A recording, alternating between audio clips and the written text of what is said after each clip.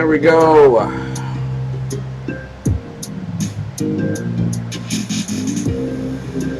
We hope that you enjoy this evening. Let us get the professor on the line with us.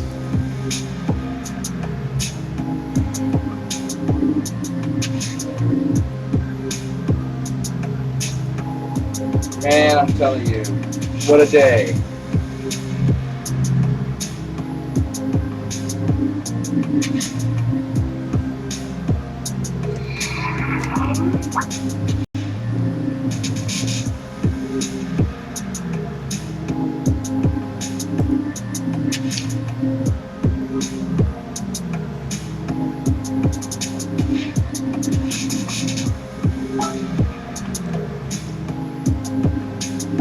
Enjoy the music, folks.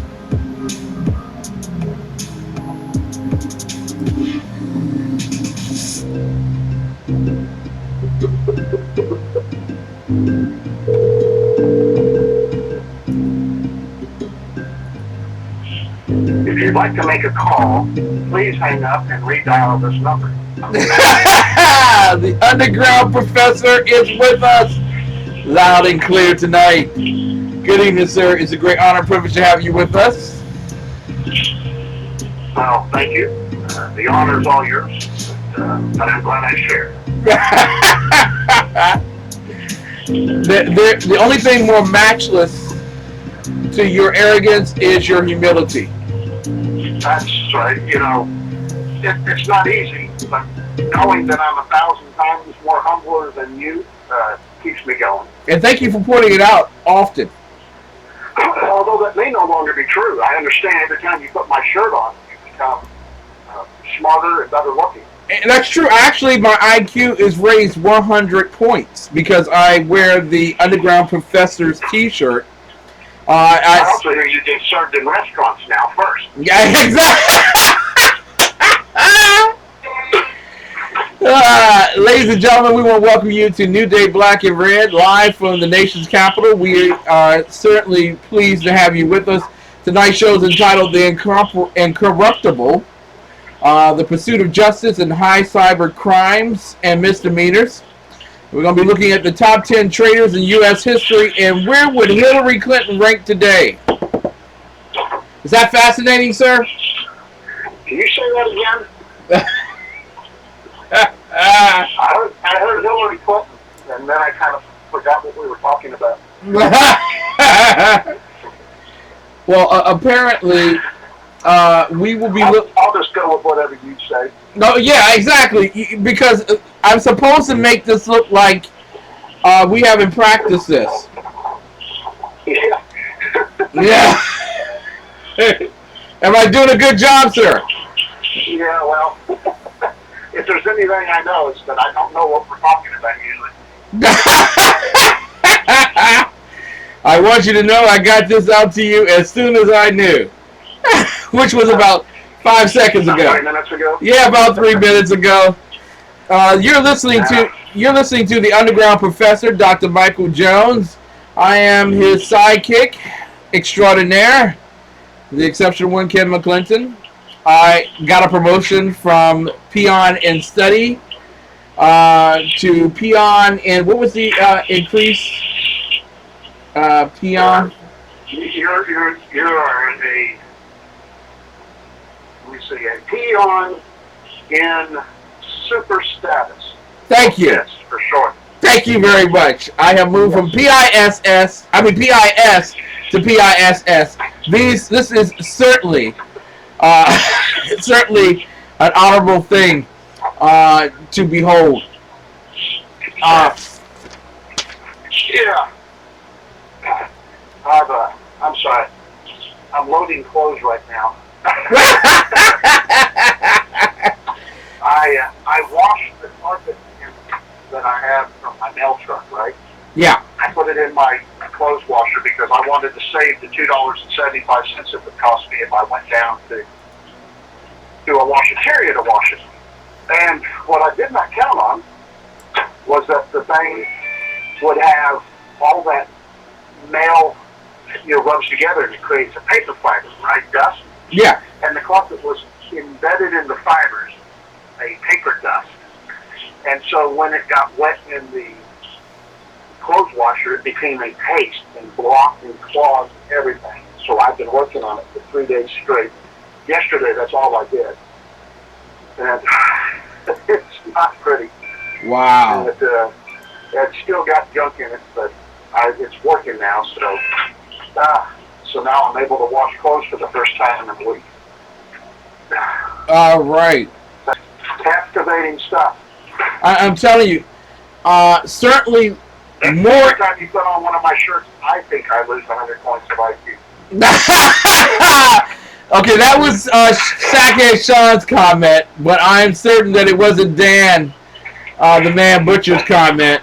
We all get smarter because we wear your shirt.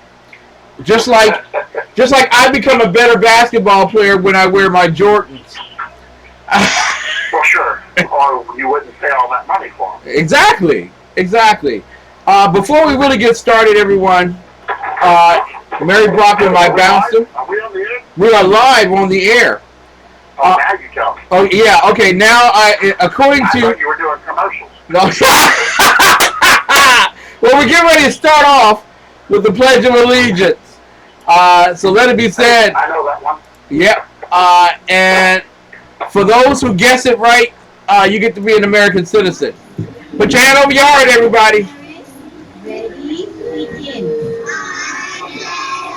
Allegiance to the flag of the United States of America and to the republic for which it stands, one nation, under God, indivisible, with liberty and justice for all. All right. There we go. Ladies and gentlemen, let's kick off what we were going to talk about tonight. I'm sorry, I'm making noise. That's okay. I opened up my deep freeze and 500 Snickers bars fell out. Dude, you got Snicker bars? Do you I hide them in there so that when you come over, they tell me that if I don't eat my Snickers, I start acting white. We don't want that to happen. Lordy, no. Ladies and gentlemen, email gate. Man, look at how it's exploding. Let's take a look at what ABC News has to say. Clinton talking for the first time about her emails, the private account she used during her time as Secretary of State, arguing she was like so many others who simply use one email account out of convenience. Mrs. Clinton saying before the cameras, looking back, it would have been better if I'd used a second email account. She said she's turned over any email pertaining to work to the State Department. But who decided what should be turned over? She faced a sea of reporters, with many expecting Mrs. Clinton will running for president again soon. Will this affect her run? ABC's chief White House correspondent Jonathan Karl in the room today and asking the tough questions. Full week after the story broke, Hillary Clinton tonight finally explained why she never used government email as Secretary of State. It simply wasn't convenient. Looking back, it would have been better for me to use 2 separate phones and 2 email accounts. I thought using one device would be simpler, and obviously it hasn't worked out that way. The crush of reporters turned out for what was Mrs. Clinton's first full press conference in over 2 years. Her responses were careful. She often looked at notes, insisting the only emails she deleted were purely personal. They had nothing to do with work, but I didn't see any reason to keep them.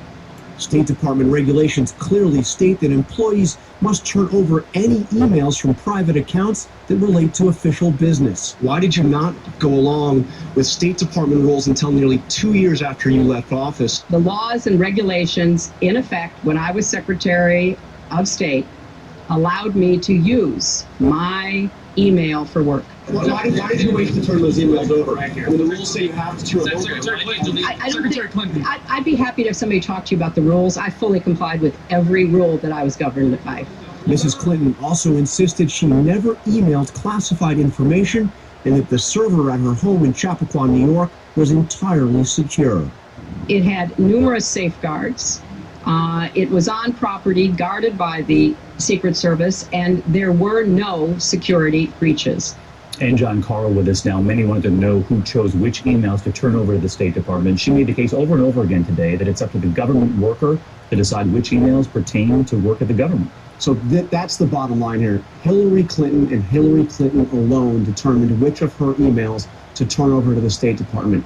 That's why a lot of people, including some of her allies, are saying that she should turn over her whole computer server to an independent auditor who can then determine which ones were official and which ones should be turned over. She said today she is not going to do that. All right, John Carl, great to have you with us here in New York tonight.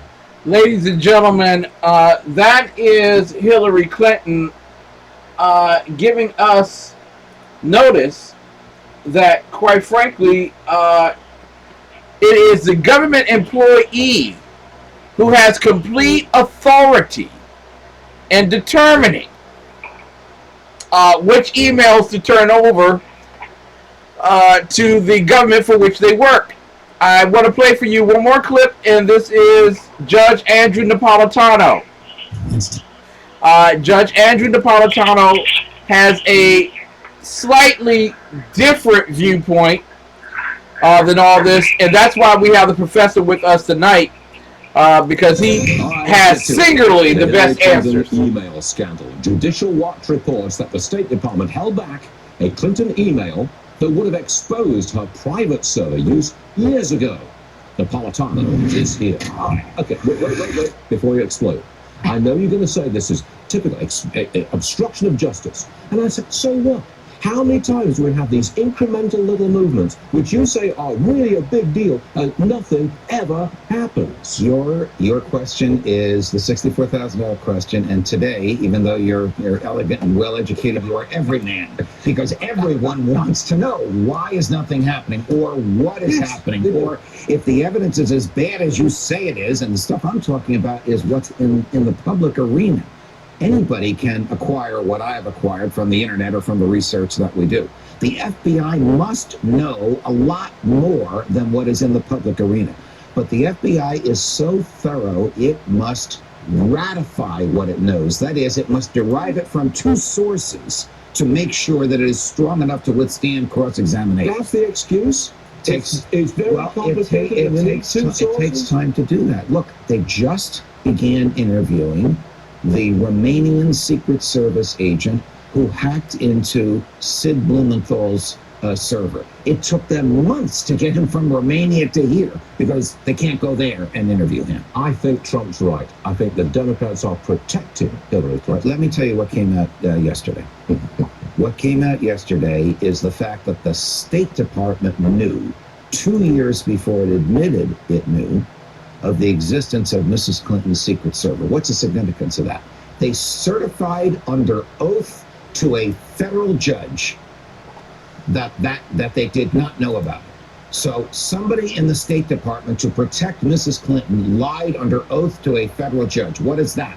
Perjury. That's another target for the FBI. That's someone the FBI can get an indictment for like that and then ask that person to turn state's evidence. That's why this is bad for Mrs. Clinton, even though it is not directly against her. It is her former State Department buddies covering up for her in such a way that they lied under oath to a federal judge. Look, what you've done for our viewers and for myself is you've made it clear how serious this is. Yes. But what goes on and on and on is the time frame. Yes, you're right. And I can't answer that question except to tell you that I know that they are very thorough and they want to be able to ratify, to confirm the accuracy of all the evidence that they have. And even though they have many people working on this, it takes time. But as of last night, she is the presumptive Democrat nominee. She is. It's a very, very serious. She's one of two people who will be the next president of the United States of America. I agree with you. It's very, very critical for the Democrats, for the American public, that this thing come to a head. That they either say there's not enough to charge her, or we're going to a grand jury, or we have enough to convict her and they won't let us go to a grand jury. I'm holding my breath, but don't hold your breath. No. Turn the color of that beautiful tie. I'm exasperated. I really am. I love your coverage. You are every man. So, meaning a lot of people are exasperated. It's not that they disbelieve what we're saying, They just are losing patience with how long it is taking to bring this to a head. Precisely. Judge, you're all right. I'll come back in the 11th. Thank you very much. Thanks, Joe. There we are, Professor. What we know today, Professor, and you are a much wiser man than any of those that preceded you in our conversation tonight, including myself. And that's why I'm merely a peon, P-I-S-S, before you. Simply, we have a woman who says that she didn't break any rules. We have a State Department that says she broke a lot of rules. And we now have Andrew Napolitano, who will be speaking at Freedom Fest, who says that indictment should be right around the corner. Professor, explain to me exactly how Hillary Clinton's could be so erroneous. I mean, she's done everything that she was supposed to do, right, sir?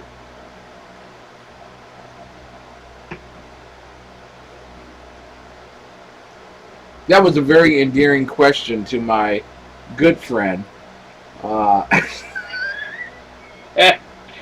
Apparently, that was just too many commercials for my very good friend. Oh, I forgot. The dog's got in a fight, and I hit the mute button. So, yeah, I didn't want that to go over the air. So I tried to. So I forgot to put it back off. You know, were they cursing? Okay, well, here it is, Kim. Who was in charge of the State Department when Hillary Clinton was in charge of the State Department? Wait a minute. Let me see. Give me a little time here. This ain't Jeopardy, is it? It's like who's buried in Grandson. You can figure this out. Hillary Clinton was Secretary of State at the time that Hillary Clinton was Secretary of State. So, who is in charge of making this policy in the State Department? Hillary Clinton. So Hillary Clinton was sitting in the bathroom and she was on the toilet and she was thinking, should the toilet paper be over or under? No, wait a minute. It doesn't matter. It's what I want because I'm in charge. And she says, oh, Shazam, I can go with one phone because the State Department rules now say that the Secretary of State can go with one phone. Now, no one else could in the State Department. You know, the poor ambassador who died in what's that now? I was going to say Bosnia. That's not right. What is it? Benghazi. Yes. He couldn't have two phones. That would have violated State Department policies and rules. But when you make the policies and rules and you decide that you are exempt from them, then, you know, like Congress does, then and you're following State Department rules. Now, in reality, that's not the way it works. In fact, since Obama came into office, they changed those rules. Yes. And made it that. And one of these reasons why is because of all the Freedom of Information Act, the FISA Act requests that were being inundated on the administration, and plus all the things that went on with the George Bush administration. They said, you know what, we're going to have to be very careful because the Republicans will play the same game back to us that we did. And so, okay, get Allison, you're freaking hot. Get in, come on, stay there. And so they wanted to protect themselves, and that's why they instituted this policy. Well, it wasn't convenient for someone who breaks the law to, hobnobs with foreign governments and gets money for them and then does favors for them, which is, the perfect place to be in the State Department if you're of that kind of mindset. But, she couldn't run her nefarious things. So, and I don't think anybody believes that Hillary Clinton, although I came close to believing her, that she was too stupid to operate two phones, or the one phone on, two phones on one phone, so that's why she used separate phones. I actually almost believe her. But, no, this is fraud, and look, remember John Sununu? He lost his job and got fired because he accepted a pair of cufflinks from some foreign government and he didn't report it. Yeah. Cufflinks. As if like, oh, here's a set of cufflinks. $100 $150 pair of cufflinks. I'm going to, become a traitor to my country and give you the nuclear secrets. So they get rid of them. Now, but Hillary Clinton does all these things, and she's not only at large, she doesn't lose her job over it, she doesn't lose any funding over it, she doesn't lose speaker honorariums over it. I don't get it, because most anybody else would. Look at what that WikiLeaks dude is and how bad they want to get him. And yet, how many leaks came out of Hillary's service? We already know that Lucifer, which made no surprise to me, she was in cahoots with Lucifer. Lucifer, but we're not talking about Ted Cruz, are we? Yeah, no, not right now. But so it's like, sister, please, what's going on here? We're going after these people, and look at that moron down here in Texas that we got. That we traded all those top-notch assassins from the Brotherhood and ISIS and whatnot from down in Gitmo. Yes. Bird Dog, whatever his name is. Yes. Okay, he's been branded a traitor. Okay, well, I'd say he is, but I ask you this: is what he did worse than what Hillary did? Thank you. I don't think so. With the exception that we sent good men to go find him and save his life, only to find out he was a traitor, and some of them got killed and injured. That is heinous. But, is it worse than what she did after you stack up the 4 dead in Benghazi and all the other people that are hurt and injured and their lives screwed up over it? So, no. We know she's a pathological liar. We know she's a misogynist. She hates women unless they're in her bed. Yes. And, look at all the women that her husband raped, and then she went out and destroyed the reputation so that they couldn't sue. This woman is one of the most despicable creatures and vile. And it's so bad that when I see Chelsea, I actually shudder to think that came from her loins. Well, we're still doing research. It's wrong to me, but there is just nothing redeeming about this woman. And I hope she burns in hell for a very, very long time when she does. Because she has caused so many people to lose their jobs, their lives, their monies, their reputations. She's schemed and scammed this country. For your download listeners, they ought to just Google Hillary and crime and see how many thousands of things pop up to link and report to her. You're absolutely and the fact right. that there are people going to vote for her, Ken, pissed me off like I can't believe. I had a top secret clearance in the Air Force, and the things that could have made me lose it were so easy because I was involved in some very important secrets and stuff for this government, for this country. And Hillary also is at that same level of clearances and need to knows as the Secretary of State. And this isn't funny to me because people's lives are at stake. Scopes and methods of intelligence collection have been compromised. We don't know how many people around the world have been killed or taken or are now turned as double agents against us that we think they're agents for us because of the leaked information that's out there. Exactly. And this isn't just something, big deal. She had a server in her bathroom and she used private, it was just a bunch of emails to Huma.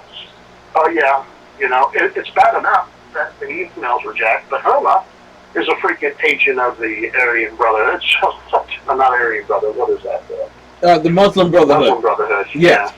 Yeah. So, I just don't know, it just, everything about this woman enrages me. Now, since we're coming up on Memorial Day weekend, and first and foremost to you, Professor, we thank God for your service to our country. Thank you so much for serving it so well. That's Veterans Day. Memorial Day is the ones that wrote the full check. Oh. Paid in full for their last measure. Memorial Day is for the ones that died for this country. Oh, okay, so you didn't die. All right. We take that back then. Well, not that this is what you want to talk about, but actually, I did die in military service. Have I not told you that story? Yes, you did. Yeah. Yes, you did. I thought so. Yeah. So I thought I died on an operating table. exactly. So I thought, as a peon, having done that kind of credible research, that I would extend that honor to you. You see? I get it. See? Sure. See? Doesn't that? Shouldn't you be doing some more triplicate to give me a greater promotion now? Well, I still don't know what to do with this wreath you sent for my tombstone. Oh man, Professor, the underground professor. Even though I died, I got better. Yes, he did. Dr. Michael Jones is with us tonight. A great man of service to our country, as well as service to our country in the conservative movement. Well, he's not a conservative because that's ambiguous. That's ambiguity. He's a centrist, right there, smack dab in the middle of the Constitution. A moderate, like a Mohammedan. No, they don't begin with M. That's very good on your part. I'll put it in my papers for a promotion. Yes. And tonight's show is sponsored, ladies and gentlemen, by the capital letters A and H. A and H. Wow. Okay. Yeah, I heard that show. Oh man. Ambassador J. Christopher Stevens.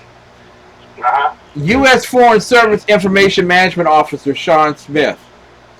Yes. Tyrone S. Woods and Glenn Doherty. Woods. Yes. They paid the price. And they shouldn't have to either. Yeah. And who was Secretary of State at the time that these gentlemen paid the price? Hey! I am going to trouble. Bring my phone in. Shut up. That's enough. A message to PETA. Okay, little blonde girl. All right. I put out 4 bowls of food for 4 different dogs that are trying to eat. The 5th one's sleeping by the door. And yet they all go to the other dog's bowl because that one's better. And they keep bothering with River, who's blind and doesn't understand what's going on. Okay, hold on. Let me get this. Okay, here you go. Poor River. You going to, if you guys even mess with her, I'm going to beat you. Go. Ladies and gentlemen, I want to introduce. Sorry about that, Ken. No problem. I want to introduce to everyone at this time period. Kathleen Sebelius, former U.S. Health and Human Services Secretary. She was fired from her position because Obamacare wasn't launched well. Right. Okay? So that was a computer debacle, remember? Exactly. Apparently, the cyber system did not work in her stead, didn't work in her favor, even though we spent billions of dollars and Google could have done it for $15. Apparently. Well, you could have gone to any freaking Radio Shack and had hired 5 10-year-olds to put something better together. Exactly. And not only that, but for this great American experiment, Obama went to Canada to get technical help.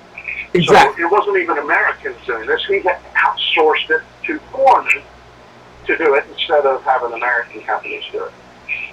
And like always, whenever you outsource, there's always going to be a little tribulation with I don't that. trust Canada. There you go. They're setting us up. Yeah, we're going to try to. Is what I think we should do. We're going to try to rescue Kel Fritz from Canada. Oh my goodness. But for a poor start, she was fired. Yeah, that's right. One of the few, and I'm not really sure she got fired. I think she promoted somewhere else. But, she lost that job, but I think she ended up on her feet working somewhere else, like a think tank or something for liberals, for progressives.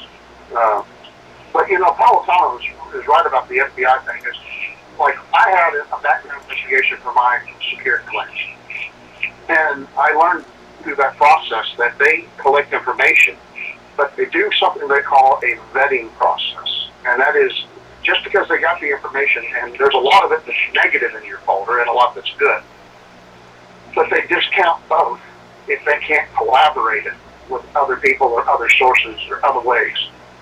They need at least 2, and they prefer 3 ways to verify something. But that doesn't mean that they don't use that information. Right? Just in the final come down, like, does it get a clearance or not? It requires, you know, a 2 to 3 source thing for the negative information to technically get a clearance. Now, when they're prosecuting crimes, even though they only have it from one source, that doesn't stop them from prosecuting. You know, if they have a kidnapped kid that goes across straight lines, and they arrest the guy that does it, and they want to prosecute him, but the only witness they have is the kid that was kidnapped.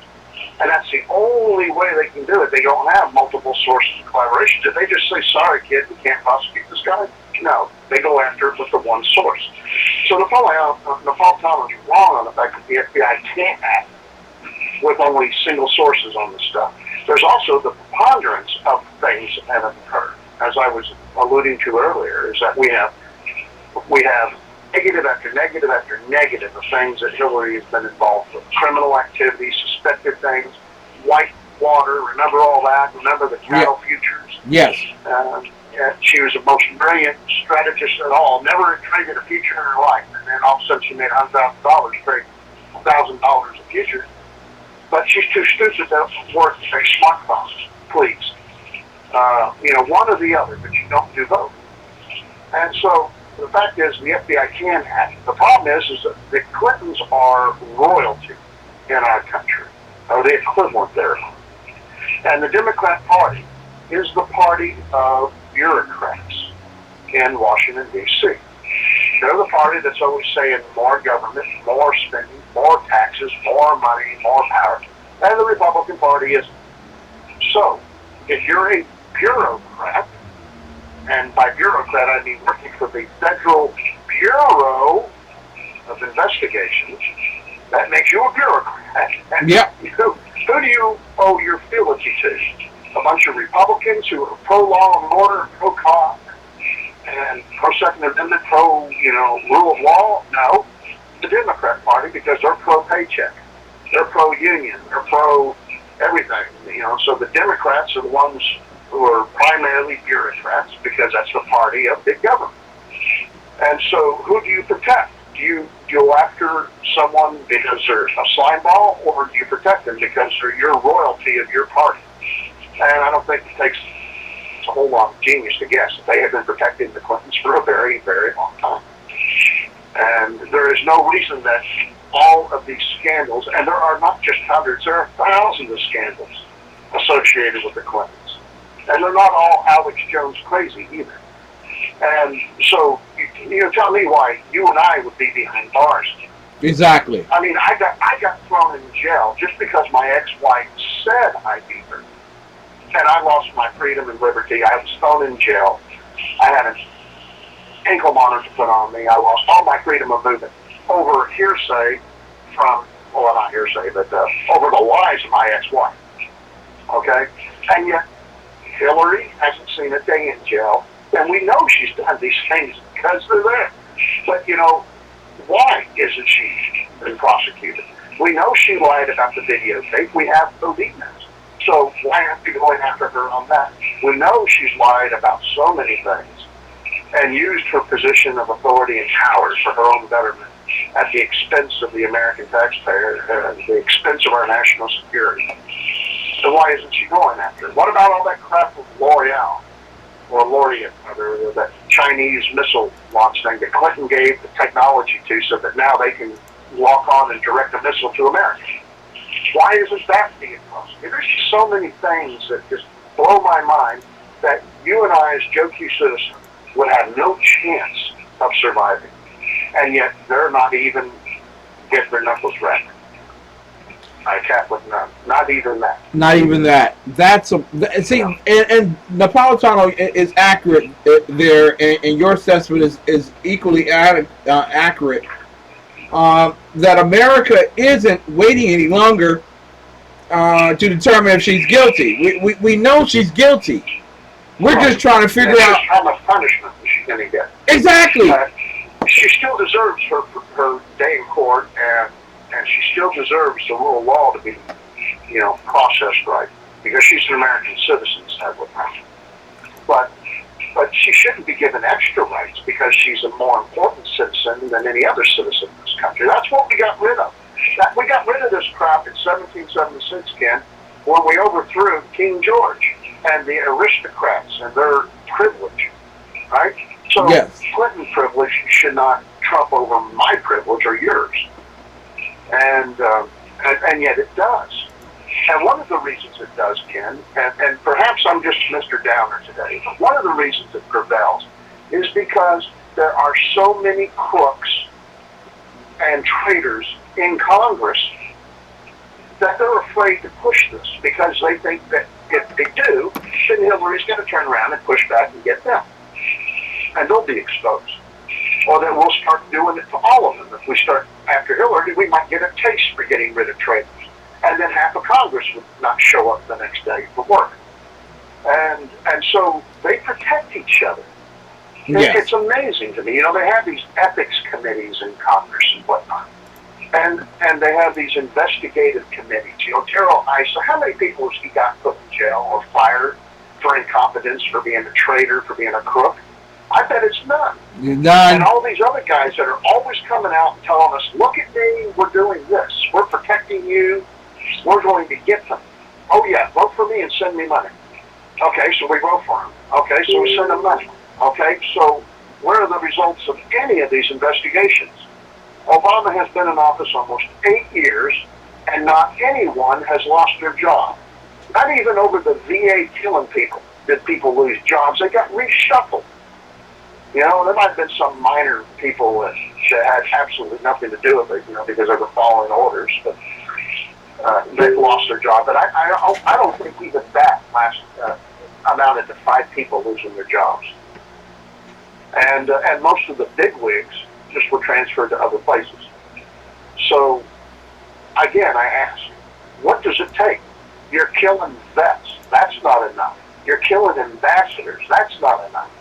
The government secrets are being given to foreign governments. That's not enough. So what is it that Americans are going to finally say, that's enough? Yeah. Listen, ladies and gentlemen, we are New Day Black and Red. This is the exceptional one, Ken McClinton, the peon and understudy to the underground professor, Dr. Michael Jones. We're talking tonight about the Incorruptible, the pursuit of justice and high cyber crimes and misdemeanors. We've been talking about Hillary Clinton. And when we come back from this break, we want to break down the definition of what traitor is, what treason is, and then in the second half, we'll be taking a look at the top 10 traitors in American history. And we're going to talk about where Hillary should fit in that top 10. Hang on, we'll be with you with more of the best of New Day Black and Red. And just hang in there. Any minute now, we'll get this commercial going. Waiting. Bueller. There we go.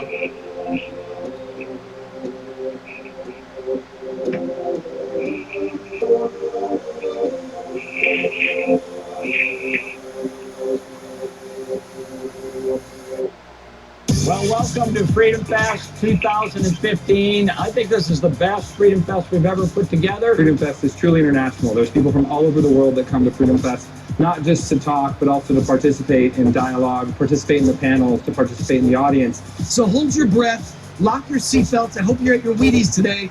We are enslaved by government mandates. What light bulb you can buy, what car you can drive, how you heat and cool your home. to what health insurance? Europe actually has allowed itself to be held hostage of this entire Greek situation. They have the courage to debate. You have debates on foreign policy, on taxes, on what's going on in the world, on how to invest and how to run your own life. He used an example of restaurants. Don't open a restaurant because it's so competitive you'll never make any money. Really? I mean, been to Chipotle lately? How many believe that Peter Thiel won the argument competition is overrated in America? And how many favor John Mackey's response? So here's the moment many of you have been waiting for, myself included, and I think it's the reason why this room is completely packed all the way to the back as far as I can see. I think I worked about 8 years to put together this debate. I have to say, it's really kind of depressing to see people holding up the Reagan story, which is so obviously different if you pay any attention to the story, as that's the best argument, really? That's the best argument? The middle class and the poor, the people you say you care most about, are the people who've been hurt the most by these policies because they've had no income growth at all. Thank you. They already left 2 waters for me. I'll probably only need 1. So I appreciate it. In America today, higher education is controlled by a cartel. And they say, oh, let's take out a loan and pay for this. And no one bothers to tell them that the market for Greek philosophers has been tight for 2,000 years. So in terms of its 2 major policy objectives, stable prices and a stable economy, the Fed has clearly failed. And if the Federal Reserve actually did the right thing, the market would crash. Every country in the world has a lower corporate tax rate than us. Can we fix that? This, in my view, is the premier libertarian event in the country. You probably meet the largest cross-section of philosophically based groups of any conference anywhere in the world. Some of the smartest people in our country come together here to discuss the ideas and challenges. This is an engaged group of individuals. This is all about mind. It's not about how fancy you are. Feisty discussions, interesting people to meet. I love it. This is my first time doing anything like this. It's the only place you get this many people who agree with me. Nobody, I live in New York. Nobody agrees with me. You know, war is not the health of the state. War is the death of liberty and freedom. And that's a mentality that is particularly strong in the Republican Party, but it's also strong in the Democratic Party. I want government to be this small. I want the individuals to be this big. We are people when we are at our greatest that we lead by example. We don't jam it down anybody's throat. We don't force them to live our way. We don't nation build. This is very interesting. There's a lot of variety of stuff. Really. Hear ye, hear ye. Freedom Fest Court is now in session. We are gathered here in this great sovereign state of Nevada to decide the fate of the country's central bank, the Federal Reserve. Please place your hand on this edition of Forbes 400 Richest.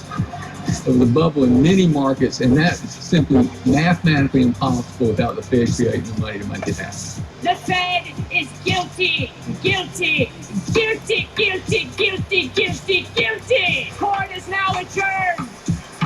God bless America, and may you always ride on the eagle of freedom. Hallelujah, and good night. I'm Joanne Skousen. I'm the founding director of the Anthem Film Festival. And we are in our 5th year. We started in a little room on the 26th floor at Bally's, and now we've grown to huge numbers. In fact, we have a fabulous lineup of short. Police officers can wear a body camera, but you as citizens may not have access to that footage. Live from Las Vegas.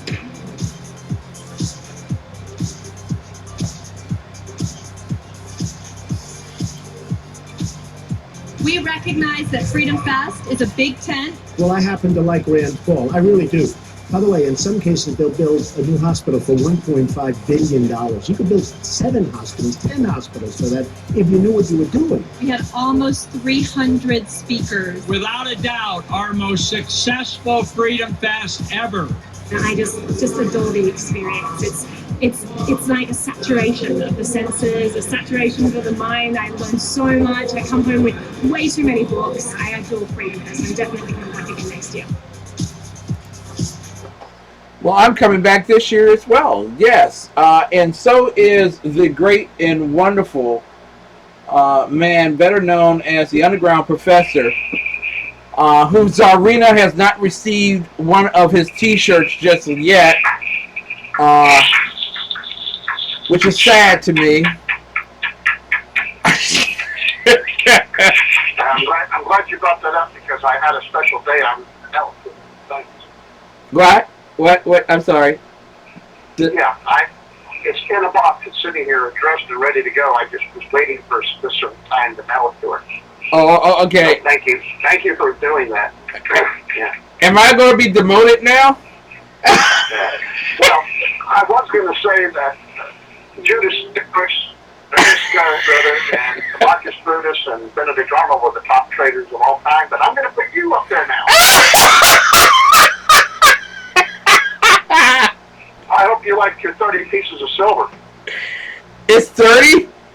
Oh, gosh. See, that's what happens when you negotiate with Jews. I thought it was 40. That was taxes. Darn it. Freedom Fest, the world's largest gathering of free minds. To join us, go to freedomfest.com, 855-850-3733, 855-850-3733. Freedom Fest, I'm telling you, it is one of the great experiences you could ever be a part of. I want to thank the good people at SHR Media, also High Plains Pundit Media, and for those at the ICRN Internet Conservative Radio Network that play us at 2 a.m. in the morning. If you're up, listen. I want to play this piece right here, and then we'll get back to our conversation. But we're on the eve of our event tomorrow, our vigil. Thank you, Executive Producer. For the death of my daughter, Shanice Milton. I want to play this for you all. And the reason why I want to play this is to let you all know that we have not lost hope. We believe, without a shadow of a doubt, that we will find the killers. And when we do, justice will be served. It has been 1 year since Sharnice Milton was shot and killed in Southeast Washington. Surveillance cameras caught the moment that journalist was used as a human shield. D.C. Bureau Chief Sam Ford shows us how police are still trying to close this case. Wonderful, wonderful person. Police Chief Kathy Lanier came back to the spot today where Sharnice Milton, young community journalist whom the chief knew, was murdered as she waited for a bus. She was on her way home from a story.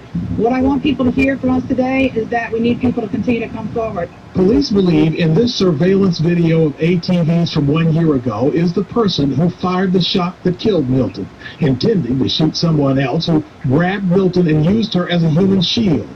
The clear message is perhaps dozens of people know who did this, and it's angered community activists. It is a shame in this community that we have so many people shielding these murderers. These Black Lives Matter too. Milton's stepfather asked people for empathy. And say, you know what? That could happen to my child. That could be me. And if it were me, I would hope that somebody would do the least of what we're doing here today. The chief said they're waiting for someone in that small group of people who know to come forward. Asked why they've not so far. Probably because they're afraid that there may be some culpability for not coming forward sooner. Our message today is if you have the information and you help us bring this killer to justice, you're helping us solve a problem, and we will work with you. A number of these officers who are here today will be here again tomorrow night as they are leafleting, passing out leaflets for the public to present any information that they might have that could help in solving this murder. Reporting from Southeast Washington, I'm Sam Ford, ABC 7 News. There we go. Thank you, Sam Ford, and all the other journalists that came out today on the site of where Shanice was killed. I want to thank the police chief, Kathy Lanier, and all of her staff of detectives, the police officers, investigators who came out today as well. We will be out tomorrow night at 7:40 p.m. There will be a vigil at 8:40 p.m. And at 9:30, the police will begin distributing their materials as well. So we believe, without a shadow of a doubt, Shanice wasn't killed on Good Hope Road for us to give up hope. We believe in the good hope, and his name is Jesus. And we believe that he will bring light to darkness and reveal that which is evil before all good men. And we have extended our forgiveness to the individual who has committed the crime. We're praying that that person would be mature enough as to turn himself in the time period that it is still day. For when it is night, you have run out of time. And we're praying that those who are knowledgeable of who did this, and especially the women who were on the back of those ATVs, listen, ladies, someday you're going to have a baby. And someday you're going to hold that baby in your arms. And you're going to love that baby like you've never loved anybody else before. And then you're going to remember what you did to a little woman at the corner of Naylor Road and Good Hope. And you're going to want, and total regret, absolute, complete regret, vindication, absolution, and protection for your child. I'm just going to tell you right now, it is far better for you to love yourself and your posterity and reveal who did it than to suffer the indignity, the shame, and the nightmares of knowing who did it, but you're too afraid or too guilty to say anything. Professor, we're talking tonight about traitors. We're talking tonight about treason. I wanted to ask you tonight, sir, about the thoughts of the Founding Fathers when it came to the area of being a traitor, per se. How did... I mean, only 1/3 of America at the time of the Revolutionary War actually wanted a revolution. Everybody else was either null and void or not involved or were pro-Britain. How important was loyalty to the revolutionaries? Well, as you can imagine, that they were conspirators, right? And what they were doing was treasonous against the king and country. And so, yeah, it's having inner loyalty was very important, because if someone ratted you out, they could have died. A lot of people could have died. Been prosecuted and stuff. But I think one of the things that, when I think of loyalty and honor, I think of Benjamin Franklin. Yeah. When he said that, together we may hang, but but divided we'll hang for sure. I can't remember the exact quote now. But divided, if they were divided and they weren't loyal to one another, then they would lose for sure, and then they would all be hung as traitors. So loyalty was extremely important there. But you had sunshine patriots back then. People that while it was easy, when it was popular, they were more than happy to be fans, participate. But when it came down to the chips, and it required effort and sacrifice, then maybe not so much.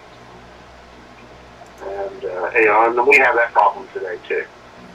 Yeah, that's kind of what I was heading at on my last show. I was talking about that in regards to if we were to reestablish the 10th Amendment, then what would we do as a nation? Would we embrace it, or would we all start screaming, "Don't cut my favorite thing," or "Don't cut what I get," and so that it becomes impossible to do? Are we going to do the hard choices? Are we going to rewrite this ship of liberty and freedom, or not? And I don't think that we can. I think we're too beyond that. We're too involved in pop culture and hedonistic pleasures. But wait a minute, Professor. Which makes us, by the way, all traitors to the revolution. Yeah, that's true. When we think about Donald Trump getting 1,238 delegates, I mean, he's going to make America great again, and certainly, you know. Look at what state did that too. The state that's got massive unemployment because it made $15 an hour job mandatory. Wendy's, thank you, Wendy's, replacing all of the employees with computers. That's the way you do it. That's just the way it is.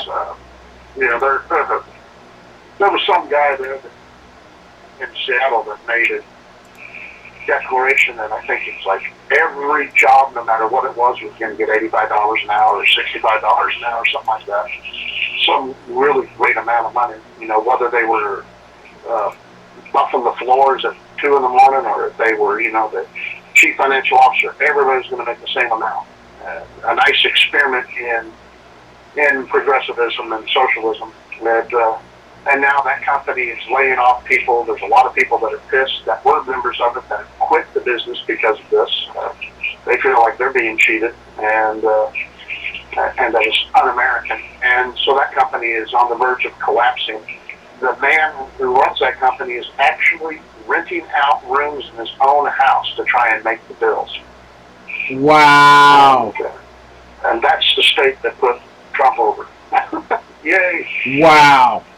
Thank you, California IA. I'm sorry, Seattle, Washington. Thank you, Washington. Yep. When we look at sorry about your daughter, man. That just tears me up every time I hear those things. And it makes me angry as hell. Those women that you were pleading to don't care, because it's not them. It's somebody else. They're detached. They're probably doing drugs. They don't care because it doesn't affect them until it does affect them, and then they'll care. Yeah. But sadly, no one will care about them either. By then. So. Yeah. You know, all you can do is forgive these jerks and never forget. Yeah. And know that there's a special place in hell for them to burn for a very long time. Right next to all of the women who don't vote for Hillary Clinton. And people going in the wrong bathroom. That's right.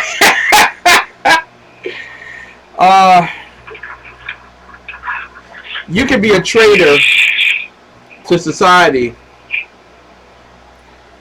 either intentionally or unintentionally. A traitor is a person who is not loyal to his or her own country, to friends. A person who betrays a country or a group of people by helping or supporting an enemy. The women... You just brought a tear to my eyes. Because you're using the Merriam-Webster dictionary. And not Noah Webster's dictionary. Oh, I'm so sorry. Let me go back to Noah's dictionary, Noah Webster. And I apologize. That was just as bad as when I left the candies, the M&Ms, in your green room, and they would not turn to the number 3. I am very sorry. Did not mean to do that, sir. Well, not only that, but there were some W's in there too. Oh my goodness! I just got promoted. This is what happens to me. A traitor, according to the American Dictionary of the English Language by Noah Webster, a traitor is one who violates his allegiance and betrays his country. One guilty of treason. One who, in breach of trust, delivers his country to its enemy, or any fort or place entrusted to his defense, or who surrenders an army or body of troops to the enemy, unless when vanquished, or one who takes arms and levies war against his country, or one who aids an enemy in conquering his country. Number 2, one who betrays his trust. One who betrays... You see why there's a difference? Yes. You see how better this is? And also, this is the language of the founding fathers, not Merriam-Webster. Noah Webster was a founding father, and this is how they thought, and this is how they defined the words in the Constitution. So if you want to know what traitor means in the Constitution, this is the only definition to use. But it also explains why Bergdahl is a traitor, and it explains why Obama and Hillary are traitors. But if you go to the modern dictionaries, you have to actually work at explaining to people how they are traitors. And you know, there you go, boom, right here. This is such a better deal. And then, of course, you need to go to treason next, and I'll give that back to you. Yeah. In the area of treason, this is the way that the founding fathers saw it. Treason is the highest crime of a civil nature of which a man can be guilty. Its signification is different in different countries. In general, it is the offense of attempting to overthrow the government of the state to which the offender owes allegiance, or of betraying the state into the hands of a foreign power. In monarchies, the killing of the king or an attempt to take his life is treason. In England, to imagine or compass the death of the king, or of the prince, or of the queen consort, or of the heir apparent of the crown is high treason, as are many other offenses created by statute. Let me interrupt. Yes, sir. There and explain that. We all know that the king is dead. Long live the king. Yes. And I was like, what? But they're announcing that the old king's dead and the new king's alive that we have, and he can't die because he'll live forever. Because to even admit that a king was human and therefore would die like every other human in history was considered treason. Because of the danger to the state of the king's passing, because of the chaos that would occur at the passing of a monarchy. You know, remember what King George said about the chaos and craziness of America as they traded in monarchs every 4 years. You know, and how that blew his mind. But that's what this is talking about. You could be thrown in jail for life without parole for simply talking about the king looking sickly or not, you know, looking healthy, or his days may be numbered. You know, and then, but look at in America what happens when that idiot, what was his name, the guy that shot Ronald Reagan because he was trying to get Jodie Foster's attention. Yes, yes, exactly. Yeah. That was treason in you know, to a much greater degree, but he wasn't tried for treason. Mm-hmm. He was tried for attempted assassination instead. But I just wanted to point that out. And before you go on, I would like to give you the Merriam-Webster dictionary definition. Yes. And that is the crime of trying to overthrow your country's government or helping your country's enemies during war. That's it. Wow. So, you know, think about this. And of course, as it goes in treason for under Noah Webster's thing, he moves to the next paragraph, I believe. He'll talk about the United States and what treason is there compared to how treason was in England. And it should say something like, if you actually commit war, what is Noah Webster wouldn't use that word. He used levying. Yes. And aiding and abetting. Well, you got it in front of you, right? Yes, sir. So, go ahead and read it instead of me trying to pretend that I remember. Well, you did a very good job. In the United States, treason is confined to the actual levying of war against the United States, or in adhering to their enemies, giving them aid and comfort. Right. So there you go. If you actually levy war, which for people speaking English in America means that you actually are engaged in fighting war. And that could be like something like you grab a helmet and a gun and you go and you start shooting up a precinct, a cop precinct, or you do something like start overturning cop cars and shooting cops in their cars like Black Lives Matter people did. That is treason, what they're doing. But you don't hear anybody in the media, except me, saying that. You don't hear anybody, and maybe you've said it, I just missed it, but I don't think anybody else is using this definition, because most people don't look at Noah Webster or the Founding Fathers to define what the Constitution means or what words mean. And so they don't see it in that light. But you're levying war against the United States if you're going around shooting cops. Yeah. And so they are treason. They are traitors by definition, and they should be hung by definition. Of course, hanging a bunch of black guys in America today, I can't even imagine, no matter, even if we were using the language traitor and treason in the media, they wouldn't do that because of, the idiot Democrats and how many years they were hanging black people down here in the South. So, but treason is still the only hanging offense left on the books. Yep. And it should be. And I think if we strung up a few people like Hillary Clinton and some of these Black Lives Matter people and said, you know what, we're tired of traitors in this country, we come to a few of them, maybe we get a different reaction out of Congress. Because, Exactly. Would say, Congress, you're next. Bring a rope. There you go. But, also, pay-per-view, we could retire the national debt. Oh, absolutely. I tell you what, I don't pay for, Fox News and C-SPAN and all that on my cable anymore, but I would do a pay-per-view if we started hanging congressmen for being traitors. There you go. So, and I bet you that, I don't know about pay-per-view. I think that's a great idea. It never occurred to me to reduce our national debt, or at least to pay for the hangings. There you go. But I always thought we should have these executions live on television. And so, in the middle of someone's oratory or belching out some song on The Voice or America's Talentless or, American Idol or whatever their shows are, all of a sudden it says, we interrupt this program to bring you the death of a new traitor.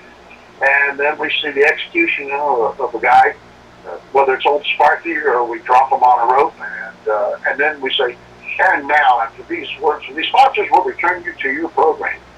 And so everybody gets to see it, because that's the only way Americans can see it. So they were watching something about the Kardashians, and then we did this. And then they would understand a little better about justice and law and order.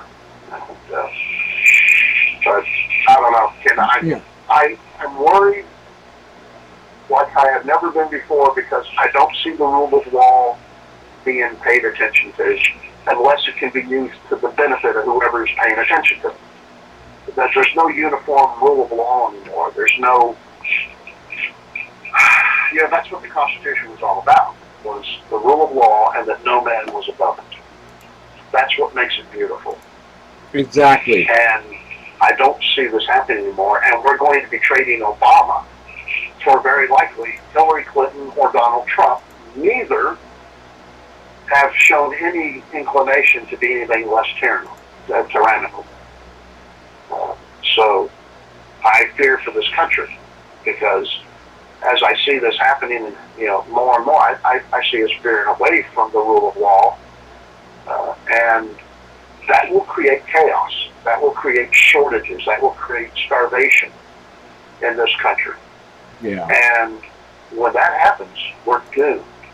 Because the only reason that we can maintain our civility in our country and be polite to one another is because we're well fed, and we know that we don't have to worry about where food's coming. But if you think about the history of humankind, the majority of every single person's day was spent acquiring food for that day and hopefully for the next. Now we're talking about when the Founding Fathers did this. We're talking about all the way up, to just recently. Maybe World War II. Mm-hmm. The majority of everybody's day was spent acquiring food. And we don't know what that's like. And what do you think is going to happen when you see Katrina and these other things, natural events, that block the normal living of day-to-day stuff. You know, electricity goes out, food shortage, no water, and look at the chaos and the crime that occurred in these instances. I don't think it's a very big stretch on my part to say that we're looking at that as a very real factor very soon in this country if things don't change. You're absolutely right. I want to go here with treason because we've been talking about Hillary Clinton.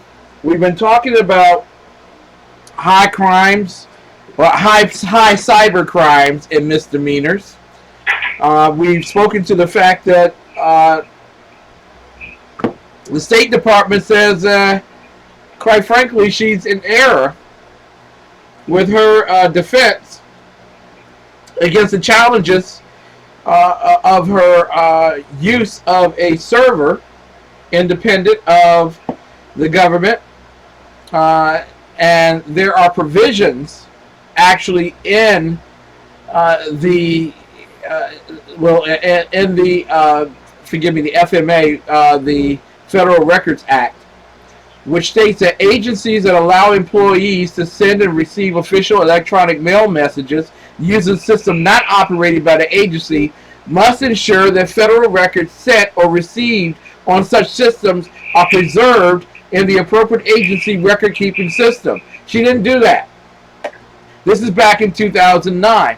So apparently, and the professor very artistically made the assertion that some people feel that they are above the law. And when you're Secretary of State, I guess you can make your own rules for everyone else, and you're not applicable to those particular rules. But clearly, Congress added provisions to the act that said under the Presidential and Federal Records Act amendments of 2014, employees are prohibited from creating or sending a record using a non-official email account unless the employee, 1, copies the employee's official email account in the original creation or transmission, or 2, forwards a complete copy of record, including any attachments, to the employee's official email account not later than 20 days after the original creation or transmission. So by these particular standards, I mean, she's caught red-handed. That you had Guccifer that was arrested, or at least brought to America back in April and began singing like a canary, and on Wednesday of this week switched his plea from not guilty to guilty in cooperation with the Federal Bureau of Investigation. And he admits that he openly hacked into not only Hillary Clinton's personal system, but also into Colin Powell's personal account, and to other notable persons overseas and here. So literally having knowledge of the security requirements for the position of Secretary of State, she in no way protected the American people, which by the let me just read to you Article 3, Section 3 of the Constitution. It says, any person who levies war against the United States or adheres to its enemies by giving them aid or comfort, and that term aid is very important, we're going to come back to that in a moment, has committed treason within the meaning of the Constitution. The term aid and comfort refers to any act. That term is not exclusive. It is all-inclusive. Any act that manifests a betrayal of allegiance to the United States, such as furnishing enemies with arms, troops, transportation, shelter, pay attention everybody, classified information. If a subversive act has any tendency to weaken the power of the United States to attack or resist its enemies, aid and comfort has been given. This is Article 3, Section 3 of the U.S. Constitution. Professor who knows a whole lot more than I do. By that standard, is Hillary Clinton culpable? Is she treasonous? Yeah, I think so. think by the definitions that we've listed, I don't know how you would say she isn't. But, yeah. Yeah, she's aided and abetted our enemies. Obama has aided and abetted. I mean, I ask you, let me ask you something. Uh-oh. Yes. If you were to give $100 million to ISIS, would you be considered a traitor? Oh, heck yeah. Oh, yeah. How come Obama can do it? Yeah. Yeah. So, I'm just saying, there you go. Obama is a traitor, too. For many things. But Professor, he's the president. He can't be, a traitor. Right. But just, I don't know, Ken. It just really annoys me. Because our country is different now. We don't care about these things, there was a time where you couldn't even have a divorce or be Catholic and run for president in this country. And now look what we have today running for office. Yeah. Now we're not talking about a First Amendment issue here. We're not talking about a situation here where she wanted to express her political views in office, and thus, although there's certain expectations that you have of the Secretary of State, her personal opinions are hers, and she can express those. So we're not talking about a treasonous attempt in terms of First Amendment. We are talking about a virtual break of Article 3 of the U.S. Constitution. Now, the punishment for treason in the United States is this. Treason is punishable by death. If a death sentence is not imposed, defendants face a minimum penalty of 5 years in prison and a $10,000 fine. A person who is convicted of treason may not hold federal office at any time thereafter. Yeah. Now, and yeah. yeah. So, is it simply that I'm overzealous in the pursuit of treason in this matter, even though by the conscript of its definition, clearly broken? Am I being overzealous? Am I being hyperbolic? Is it a point here that really, even though she has earned every delegate, well, we'll put parentheses up there on the earned, but earned every delegate to be the nominee for the Democrat Socialist Party of America, she's not qualified to be president of the United States? Yeah, I think she's disqualified, but evidently a majority of Democrats don't think that way. Wow. Yeah. She has no business running for office. She should be in Leavenworth right now, wearing an orange. One of the foul notices about all of this is that simply, like in Washington, D.C., where you can literally get away with murder, Hillary Clinton may be able to get away with treason and then be rewarded with the presidency of the United States of America. Yeah. So, if she is elected... Just think what she'll do to our Constitution then, huh? Yeah, and this is my question.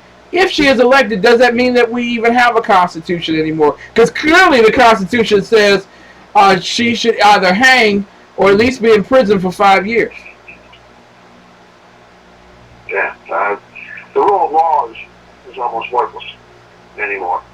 It only means what the people in power want it to mean. Exactly. And they only enforce what they want to enforce. The rest of us, at our level, of course it is. But at their level, not so much.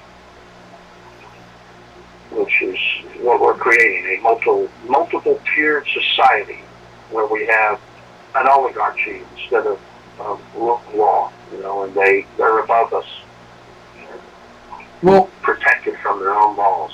so back in 1865, when Karl Marx sent that letter to President Lincoln, are we looking at the implementation of Marxism in America based on this lesson? We have since LBJ got in office. I mean, think about it, right? It's what we've been dealing with, and you know, Lincoln soundly rejected Marxist proposals, but it's been implemented ever since. And of course, you have Roosevelt, his new Bill of Rights, which was nothing but the implementation of Marxism as well. Wow. So, at least I think so. Yeah, I agree with you wholeheartedly. The second Bill of Rights, and now we're moving to the third Bill of Rights, where we have to go to the UN to find out what bathroom to use. Right. The top 10 traitors in U.S. history. Some of you all might be saying that I haven't heard a commercial, Ken. I haven't heard a commercial. Well, we're not using commercials for the rest of this evening. We're going to take a break from these commercials for the moment, because this is a very serious topic here. And I don't hear any other conservatives besides the professor and myself actually talking substantively about this particular issue. Whether we are completely off the rails and an election really doesn't even matter anymore for the presidency of the United States, if someone's acting as Secretary of State in a treasonous manner and is not indicted by grand jury, then why are we playing this game? And hopefully we'll talk about that in greater detail next week.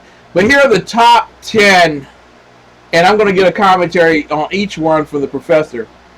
The top 10 traitors in U.S. history, and this is according to Listverse, an organization that has all the lists that you would ever want of top 10s. Number 10, during the height of the Vietnam War in 1972, a film starlet visited North Vietnam and shielded for... There you go. Thank you. Number 1. That's 100 points for the professor. In shield for the North Vietnamese government, screeching that American prisoners of war were being treated humanely. She then went on to condemn all U.S. soldiers as war criminals. On hearing that many POWs claimed to have been tortured, found to denounce them as liars. She encountered no legal or professional repercussions upon her return to the U.S., but claims to deeply regret her actions today. Professor? Yeah, Annoying Jane, traitor bitch. There you go! Number 9! Adam Yahavi Gadon. Azam the American. There you go. An American-born convert to Islam, Adam threatened to threaten a terrorist attack on Los Angeles in 2005. Al-Qaeda video. As a full-on member of their media committee, Gadon served Al-Qaeda as translator, video producer, cultural interpreter, and spokesperson. His zeal in their propaganda was cartoonish in its intensity, but all too real. After Al-Qaeda leader Ayman al-Zawahiri, really, or whatever, Zawahiri, thank you, endorsed the videos, some of which referred to the United States as enemy soil, the Justice Department indicted Gadon, the first American accused of treason since World War II.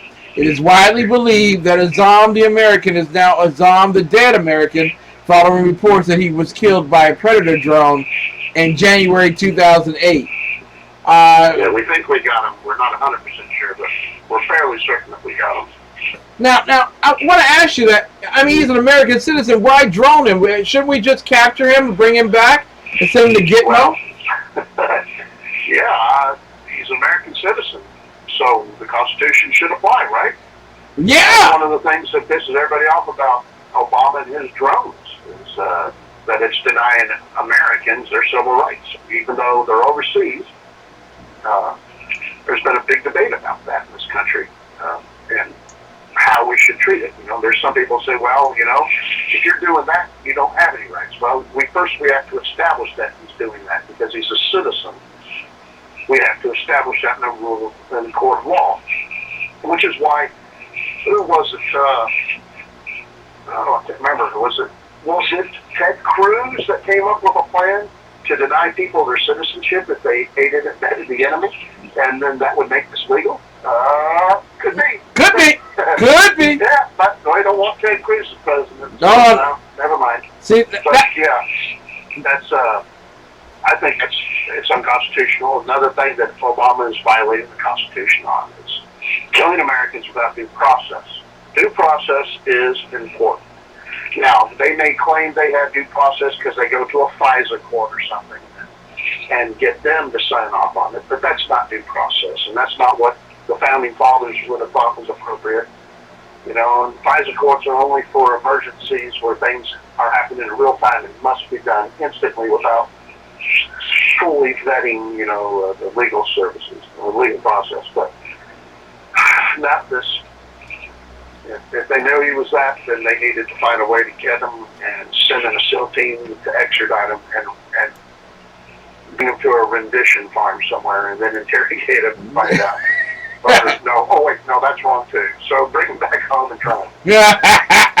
It's odd. They didn't want to try Azam in an American court, but the Obama administration did want to bring everybody out of Gitmo and bring them into America, put them in American prisons, and then try them in American courts.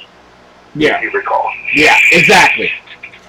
This gentleman began working for the CIA during high school and did so until he was discovered to be a Soviet double agent in 1994. 1994. Well, that's the KGB's Aldrich Ames. There you go! Look that happened right after I got out of the Air Force. The professor's on fire. I know my Traitors, lady. He specialized in selling the identities of CIA agents placed within the KGB to the KGB. In true cloak and dagger fashion, Ames would mark a blue postal drop box with a piece of chalk. Yes. Whenever he needed to contact his KGB handlers, the damage he caused U.S. intelligence efforts can't really be known, but conservative estimates indicate that he exposed over 100 agents and was directly responsible for at least 10 deaths. A thorough accounting of his finances revealed that he and his wife made over $4.6 million over the course of their espionage career. Ames explained the full extent of his activities as part of a plea bargain to mitigate his wife's sentence. As a result, Ames was sentenced to life in prison while his wife received 63 months. Wow. Yeah, that was pissed us a lot of people off. Ames's tradecraft is phenomenal, and it took an incredible amount of manpower in the FBI and the NSA to get this guy cracked and find him. We knew he was there. There was a lot of witch hunts that were going on. Near the end of my career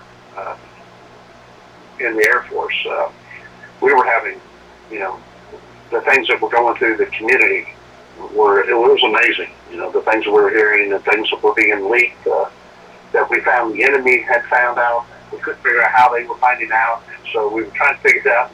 We knew there were leaks. We assumed there were many. It turned out Aldrich Ames was the majority of them. Yeah. This person, and we're going for double on your points here. This person had a collective nickname applied to not one, but several sultry voiced women who worked in... Hold on. Is she Japanese? Yes, she is. Tokyo Rose. Tokyo Rose! Daily Double. There you go, the daily... Wow! Her real name was Iva Toguri. Toguri-san. Exactly! Yes! And according to her, she was forced to do this. Right. What, are you saying you don't believe her, sir? Have you ever heard any of the Tokyo Rose recordings? You can do that.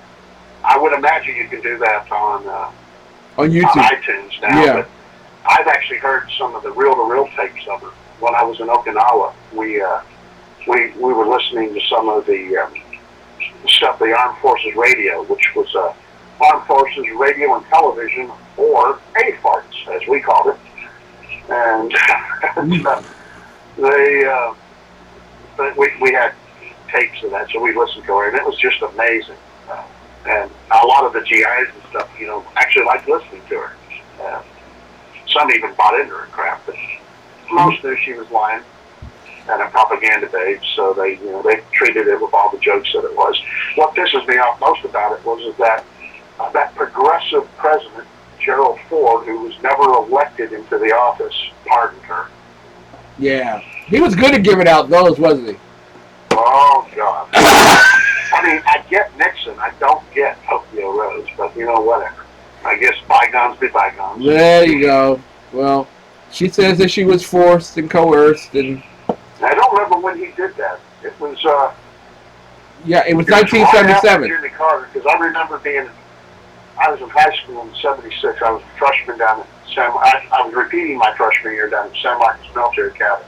Yeah, it was being a juvenile delinquent. And I remember it happened after that. So 77, 78, 79. Yeah. It was before Reagan, though, so it had to happen before 1980. No, it was 77, in fact, and it was one of the last things he did while preparing to leave. Before Carter got in, right? So, yeah. Way to go, champ. It's so, now the pressure's on. Well, pardon the pressure, boy. Here it comes. Now, this gentleman... if you don't get back to the area I know, the Revolutionary War, I'm not going to be able to get any more of this. Okay, well, I think we will. Okay, and this guy, an American vice president, was also... Bingo, there you go! There's only one, so I just have to thank you hard for that. That's only one vice president ever been considered a traitor. Yeah. So anyway. Yeah. Burr. That was Hamilton, right? Yeah. And Burr had that big duel over Lincoln and his wife, and they had they were political enemies. They were very angry with one another, and he killed Hamilton, which was a great loss to the country. Sadly, I don't know. I've never been a Hamilton fan. Yeah. But can you imagine what this country would have been like had he survived? All the writings he did, all the thinking he had. There was a very big betrayal to the country. But if I remember right, what Burr did, actually, this is pulling my brain here, the cipher letter, right? Yes, Wilkinson. That's correct. And, yeah. Oh, okay, go ahead. You go. You carry it now. I've shown that I know what I'm talking about, so now you can do it. Yeah, it was I remember Thomas Jefferson's involved in this somehow, but I don't remember what. Well, actually, General James Wilkinson, because he only needed a general. He had already converted some military persons to take on securing the Louisiana Territory from Britain by force. Yeah, they were going to steal it, right? Not buy it like Jefferson wanted it. Exactly. They were going to take it by force, which would have been an overthrow of the U.S. government. Yeah, and they were going to set up their own country. Exactly. But the general ratted him out to President Thomas Jefferson. He was arrested and not indicted initially, but he fled when asked to appear a second time. And the Supreme Court found him by definition, the definition that we use, Noah Webster's definition of the Founding Fathers, he was found treasonous. He escaped. Wait, he wasn't actually. If I remember right, the Supreme Court did one of these little games with wordage. Yeah. And so interpreted that what Burr did was not actually treasonous, but his career was basically ruined. He never survived this politically, and so, but he was not found guilty by the Supreme Court over being treasonous. And I think, if I remember right, he ran back to England or something. Yeah. And pretended to be, a loyalist again or something. And he later went on to act as a lawyer in Europe. So that just tells you everything right there. No. He was, he may have, but yeah. I think he came back to America after exile. He was an expat for like 4 or 5 years, and then he came back to America. But he was just a nobody, ambulance chasing lawyer after that. Exactly. What a terrible life. These two people became the first American husband and wife. Yes. I don't remember their first names, but it's the Rosenberg. It's the Rosenbergs. You're exactly correct. 1953, Section 2 of the Espionage Act. They were found guilty. There you go. That's the way to do it. They were found guilty, yes. The trial of the century until, who was that? If the glove don't fit, you must acquit guy. That one was the new trial of the century. But before that, it was the Rosenbergs. That's correct. The entire world followed this trial because, once again, this was something to do with the Soviet Union. Which, I spent my military career fighting against the Soviet Union. So we were very up on the Rosenbergs on what they were doing because we were afraid to death that one of them would, if not the Rosenbergs, but someone like them would compromise us, and then we would be killed for it, for what we were doing. And, our protection was in our anonymity. The people didn't know what we were doing, who we were. And the Rosenbergs ratted out a lot of people. Yeah. So, anyway, take it away. I want to pause there for just one moment because a lot of people watch the James Bond movies and they think that spying is like that. And it's nowhere near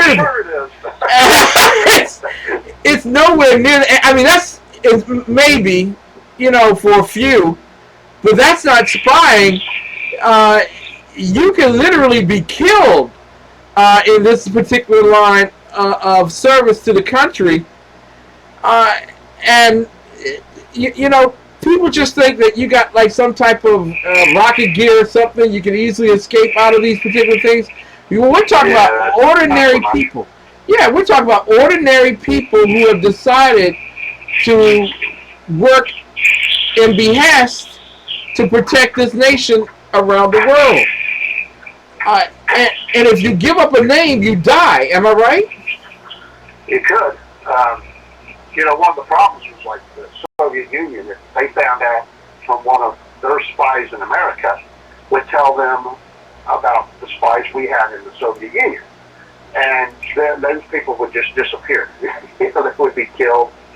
And so we would, oh my gosh, River's laying on the carpet where the water bucket is, and she just looks so cute. Aww.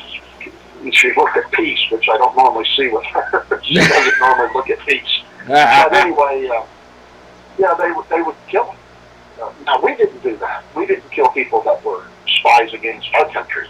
And we'd say, okay, well, here we are. We're going to kill them now. That's just not what America does. But it did put us at risk over for the jobs we did, because if they caught us spying or stealing or collecting intelligence, they didn't have very much compulsion about killing you. Yeah. There were rules, of course, and if you followed the rules, you were pretty safe. But the problem was not following the rules. The problem was when someone else tripped you up or lied about you or exposed you, then you were in danger if you followed. Wow. And, yeah.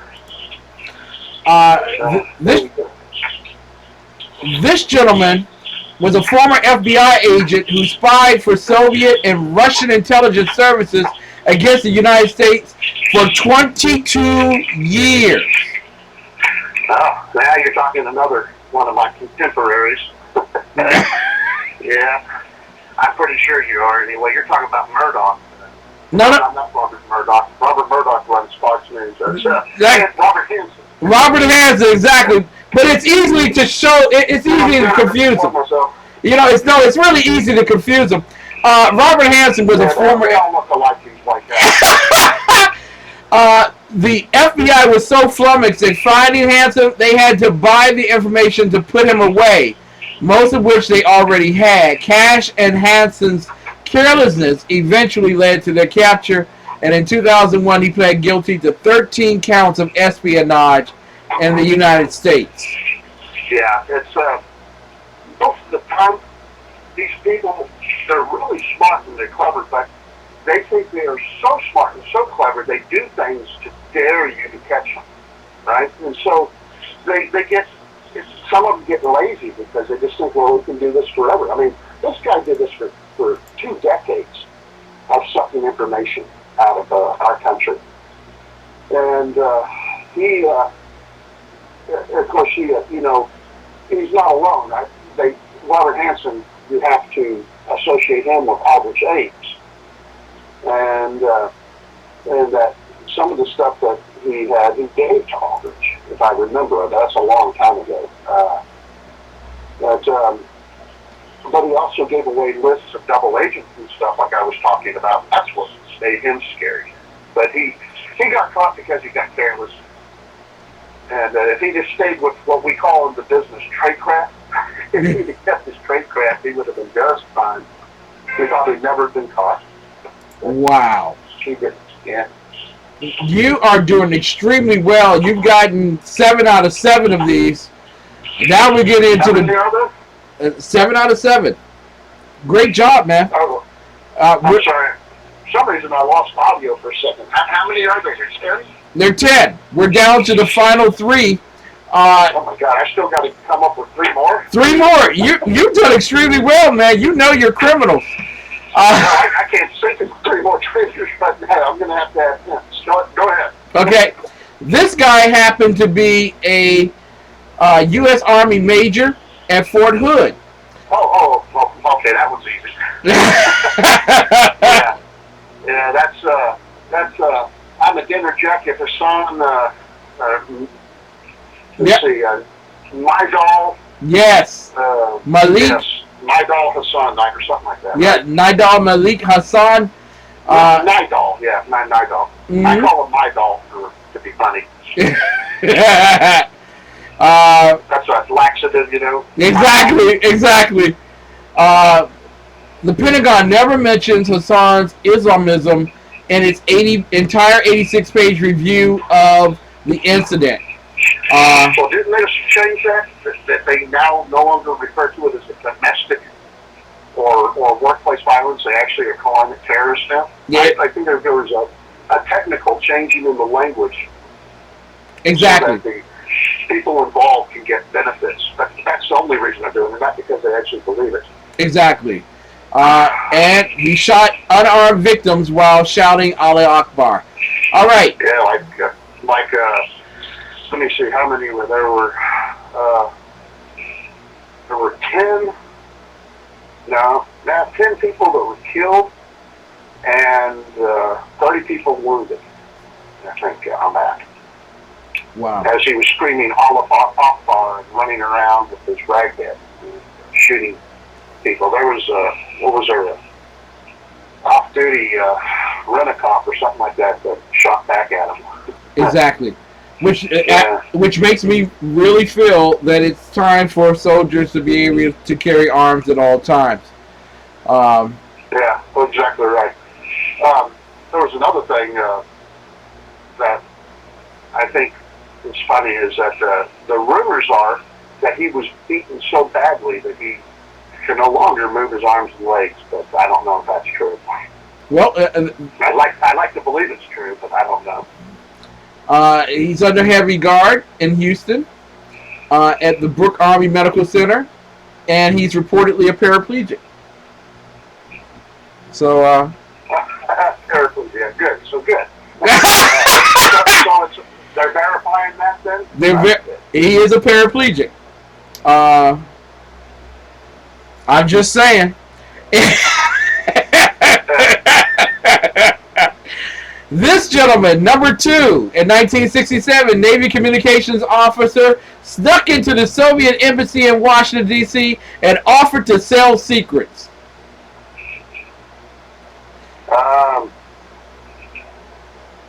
Oh. That's who I thought we were going to go to earlier. And that's, you said 1967? That's right.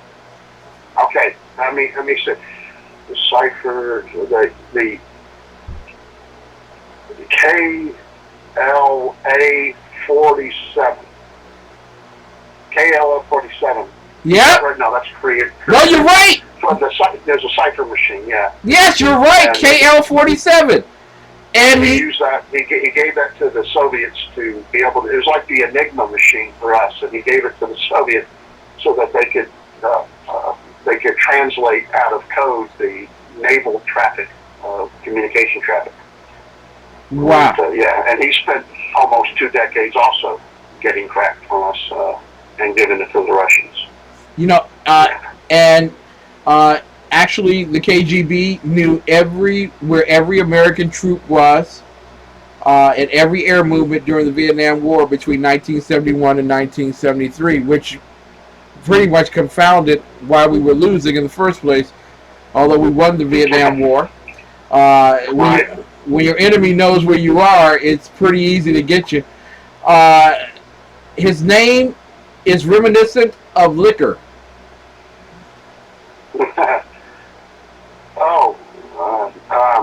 Are we at number 1? We're at number 2. Johnny Walker Jr. Oh, Johnny Walker. Didn't I say his name? No, you didn't say his name. About the cycle machine. I guess I never did say, yeah. No. Not just Johnny Walker, but the Junior, too. That's right. Johnny Walker Jr. And he has this, like, Muslim-looking beard, if I remember right. You're absolutely right. You're absolutely right. That should have been the first sign to those in Washington that this guy wasn't straight. All right. The number 1 traitor to America. Okay, well, there's only one option for that. That's, is it begin with Obama? No, I mean Benedict. That's right. Benedict Arnold, you have gotten 10 out of 10. Great job. You know them. Benedict Arnold, who turned over papers to the British Army. Next thing you know, he's being arrested. Benedict Arnold, and that had to do with West Point. And he had gotten an appointment to West Point because of injuries, and he felt he was passed over for the command positions that he belonged having, and so he was very despondent. He was married to a loyalist family's daughter. Mm-hmm.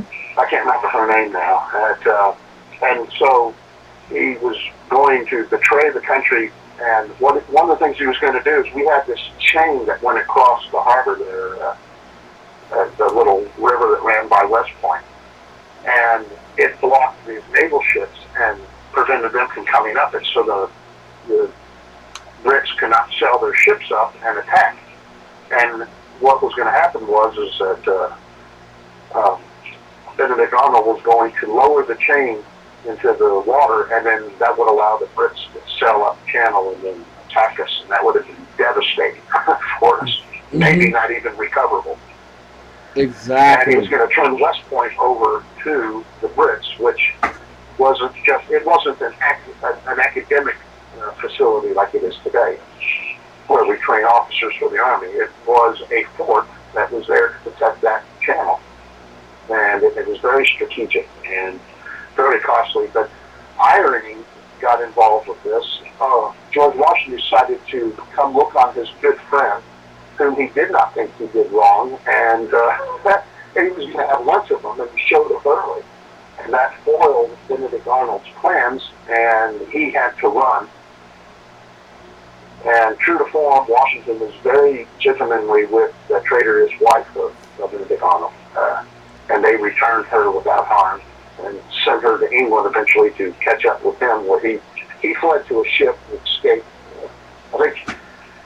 I can't remember if he was one of those that ran off dressed like a woman or not, like the president of the Confederacy down here.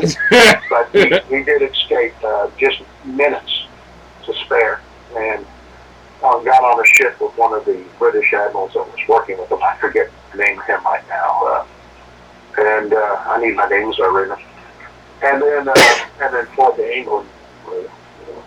Yeah. He was of very little use to them. Can you name the military person that Arnold was jealous of? Jealous of? Yes. Well, he did not like Nathan Green because he thought he got everything. Yep. And for what? Is that the one you're wanting, or is there? It's one that because he had a whole bunch of. John Andre was the one that was caught carrying the papers. Mm-hmm. That he wasn't jealous of him because he was in cahoots. He was the British guy, and we hung him to get retaliation for the gentleman who said that I regret I have but one life to give. Exactly. And you're right. But Alexander Hamilton. Let me think here. Hamilton. Yeah, Hamilton was Washington's aide de camp. Yes. And, yes. He thought that Alexander Hamilton had the end for everything, and he was going to get nothing out of the deal of being a great general. And so, why be second fiddle to Alexander Hamilton when you can be a great general for the Brits? Now, we're running out of time. Where would Hillary Clinton fit on this list today? Honestly? Yeah. I put her right around Alder Chains and Tokyo Rose, whatever numbers those are. Yeah.